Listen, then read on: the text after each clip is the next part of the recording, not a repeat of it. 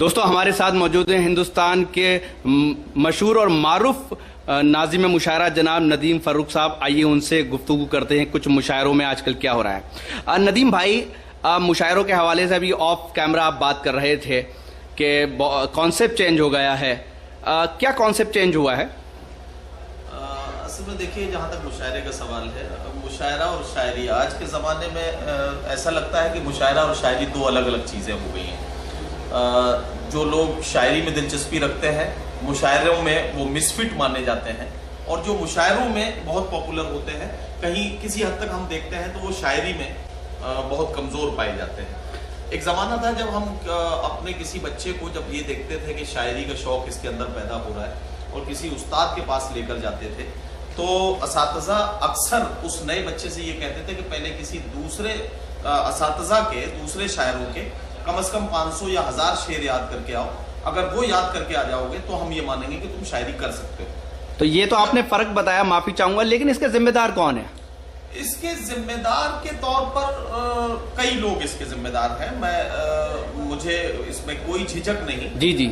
इसमें जो हमारे सीनियर शोरा है वो भी काफी हद तक जिम्मेदार है। जी। सीनियर शोरा इस बात पर रोना तो रोते हैं कि मुशायरे में मुतशायर आ रहे हैं, मुशायरे में गैर शायर लोगों का जमावड़ा। जी माफी चाहूंगा, भी राहत इंदौरी ने पिछले साल देवबंद के मुशायरे में ये कहा और ऑन द स्टेज कहा, लेकिन बात वही है कि मैंने ये बेकलुसाई साहब से भी ये बात कही थी कि इसके जिम्मेदार तो जो आपके टॉप लेवल के शायर हैं वो हैं।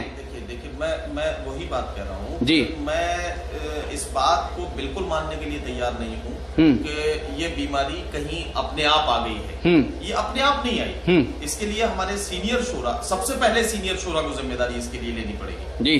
क्योंकि होता क्या है कि एक मुतशायर जब उन्हें एक अच्छे पेमेंट का मुशायरा पढ़वा देता है, उसके बदले में वो उसे 4 अच्छे पेमेंट के मुशायरे पढ़वाने के लिए तैयार रहते हैं। एक मुतशायर को जब वो बाई एयर बुलाते हैं तो शायरों के जज्बात मजबूर होते हैं। जो शायर है अंदर से वो टूटता है, उसे लगता है कि यार फिर मेरी काबिलियत, मेरी मेहनत, मेरी जो मश्क है, इसका क्या मतलब है? तो इसका मतलब ये है कि सबसे बड़ी जो जिम्मेदारी है वो शायरों पे होती है। एकदम 100% मैं ये मानूंगा। कहा जाता है कि अब वो उस तरह की ऑडियंस नहीं जिस तरह की शायरी होनी चाहिए। देखिए, ऑडियंस को किसी हद तक जिम्मेदार माना जा सकता है, लेकिन ऑडियंस की जिम्मेदारी बाद में आयत होती है।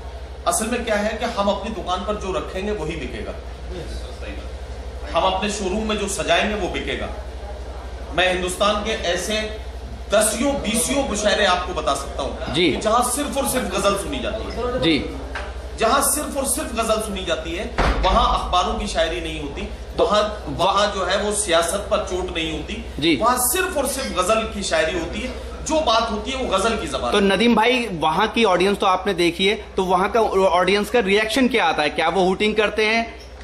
नहीं, कहीं देखिए, मैं आपको बताऊं, मैं एक बात आपको बता देता हूं कि आजकल एक ये चल रहा है, ये बात आमतौर पर कही जा रही है कि साहब मुशायरों में, और मुझे ये बात कहने में भी कोई झिझक नहीं कि ये इल्जाम जो है वो आजमगढ़ और आजमगढ़ के इतराफ पर लगाया जाता है कि आजमगढ़ के लोगों ने मुशायरों का माहौल बिगाड़ दिया। जी।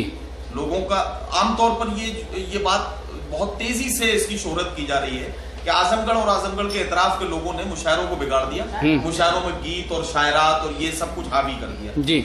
मैं इसको नहीं मानता। मैं आजमगढ़ के कम से कम 3 मुशायरे 4 मुशायरे ऐसे बता सकता हूं आपको जहां पर गीत नहीं पढ़ा गया सारी रात और मुशायरा बेपनाह कामयाब हुआ है। क्या हम जो सामने रखेंगे वही जो है सामईन उसी चीज को अडॉप्ट करेंगे, उसी चीज को सुनेंगे।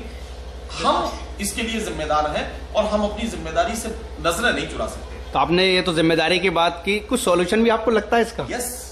क्या सॉल्यूशन? सॉल्यूशन इसका है, देखिए सॉल्यूशन जो है वो हमें, जहां तक हम इसके सॉल्यूशन की बात करते हैं तो मेरे नजदीक ये सॉल्यूशन है इसका कि मसलन अगर मुझसे कोई कमेटी या कोई कन्वीनर मुझसे किसी मुशायरे के लिए राब्ता करता है कि साहब हम एक मुशायरा ये करना चाहते हैं, तो मुझे ये चाहिए, मैं उससे ये कहूं कि आपकी टीम में आप किसे बुला रहे हैं मुझे मतलब नहीं है, लेकिन मैं ये चाहता हूं कि इस मुशायरे में 2-4 कम से कम जेन्युइन शायरों को भी बुलाइए। आप ऐसा करते हैं या आप ऐसा सोच रहे हैं? मैं करता हूं।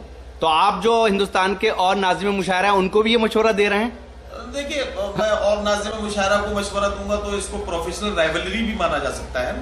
मैं किसी गलतफहमी का शिकार नहीं हूँ। कोई दूसरा नाज़िम मेरे मशवरे को मानेगा या नहीं मानेगा मुझे नहीं मालूम, लेकिन मैं ये मानता हूँ कि इसकी जिम्मेदारी हमें खुद उठानी पड़ेगी।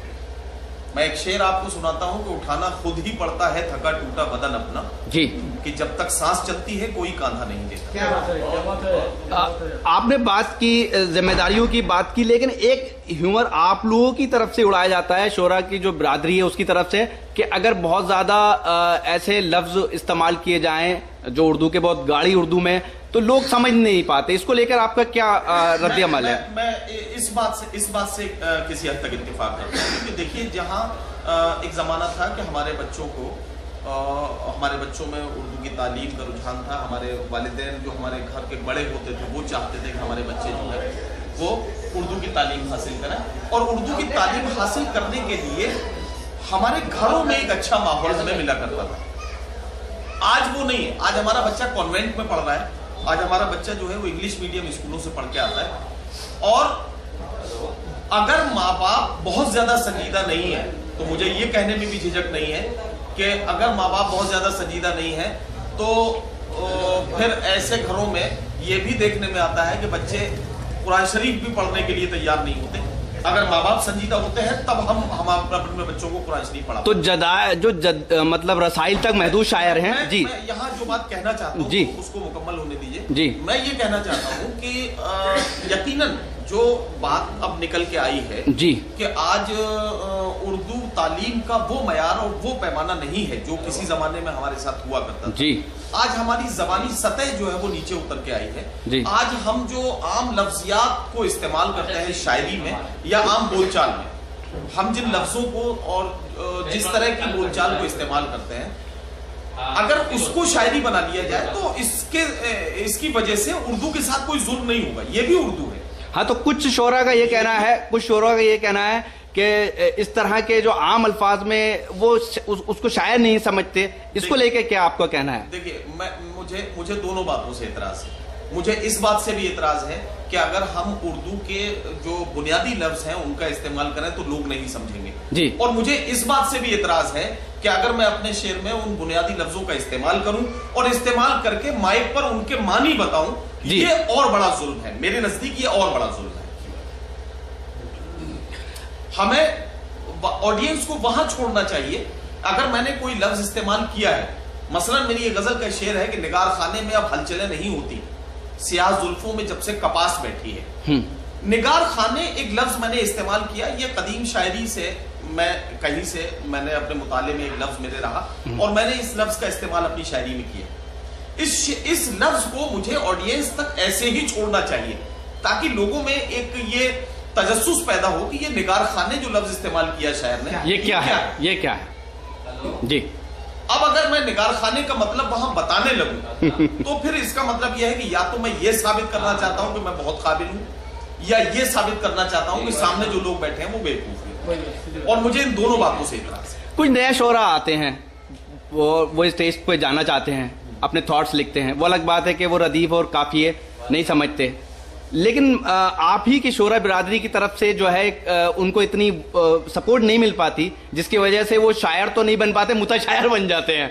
तो अब इसमें भी तो कहीं ना कहीं आपकी जो बिरादरी है या आपके जो उस्ताद शायर हैं उनको जरूरत है ऐसे लोगों को आगे लाने का, नहीं तो वो गलत काम करने पे क्यों जाएं? मैं इसमें आपके सवाल को समझ गया और इस सवाल का जो जवाब मेरे पास है जी, वो बहुत टूक जवाब है जी। मसलन कोई बच्चा जी अगर ईंट फेंकते फेंकते जी क्रिकेट की बॉलिंग सीख जाए जी, इसका मतलब क्या हुआ? क्रिकेट की बॉलिंग वो सीख गया जी। ईंट फेंकता था, क्रिकेट की बॉलिंग सीख गया जी। अब वो बहुत तेजी से ईंट फेंकने लगा जी। किसी ने उसे बताया कि यार अगर तुम क्रिकेट की बॉल फेंको तो बहुत अच्छी फेंक सकते हो। उसने पहली बार बॉल हाथ में पकड़ी और बॉल इत्तेफाक से उसने किसी अच्छे बैट्समैन को आउट कर दिया जी।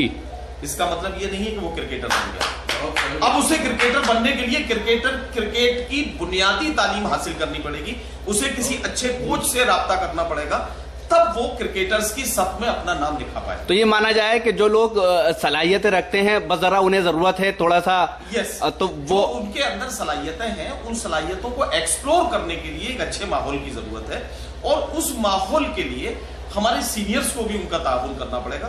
देखिए, मैं एक बात कहता हूं यहाँ पर, आमतौर पर जब हमारा जूनियर कोई गलत लफ्ज इस्तेमाल करता है तो हम उसकी मजाक तो बनाते हैं, डाइस पर पीछे बैठकर उसके बारे में तबसरे भी करते हैं, गालियां भी देते हैं जी, हाँ यस, लेकिन हम में से कोई ये नहीं सोचता कि उसके इस्लाह हमें उसको ये बताना भी चाहिए कि बेटा ये लफ्ज जो तुमने इस्तेमाल किया था ये गलत था, ये सही इस्तेमाल करो।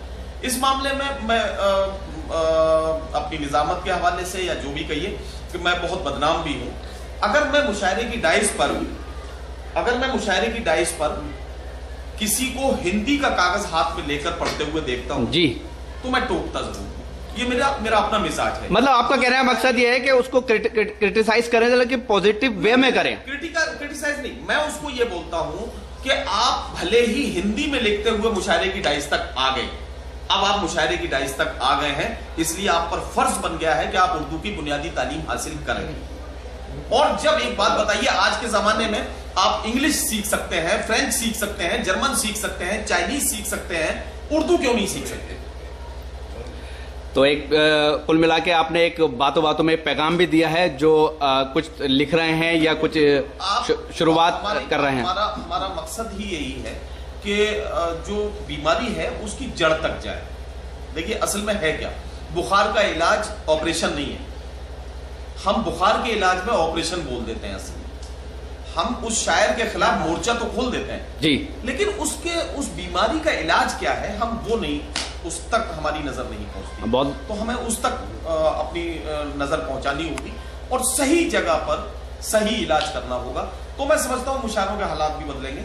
और आज अल्लाह का शुक्र है कि हिंदी डाइस पर, देखिए, मुझे याद आता है कि हिंदी डाइस पर एक ज़माने में बड़े अच्छे पोइट्स डाइस पर हुआ करते थे, लेकिन जब से वहाँ प्रोफेशनलिज्म हावी हुआ तो हिंदी डाइस पर धीरे धीरे बीमारी ये आई कि कविता जो है वो लतीफ़े में लतीफ़ा हुआ, चुटकुलों में, और ये सब बदलते बदलते आज हिंदी डाइस का क्या हाल है आप देख रहे हैं।